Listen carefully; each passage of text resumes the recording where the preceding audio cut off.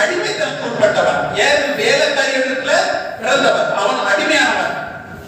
வாக்குத்தத்தத்தின் ஆசீர்வாதம் யாருக்கு சொந்தமாக்குச்சு? ஆபிரகாமுடைய சொத்தெல்லாம் யாருக்கு போச்சு? ஈசாக்குக்கு போச்சா, இஸ்மாவேலுக்கு போச்சா? ஈசாக்கு தான் போச்சு. அப்படிதானே? ஏன் இஸ்மாவேலுக்கு போகல? அவன் அடிமைத்தனத்தின் பிள்ளை. ஹல்லேலூயா.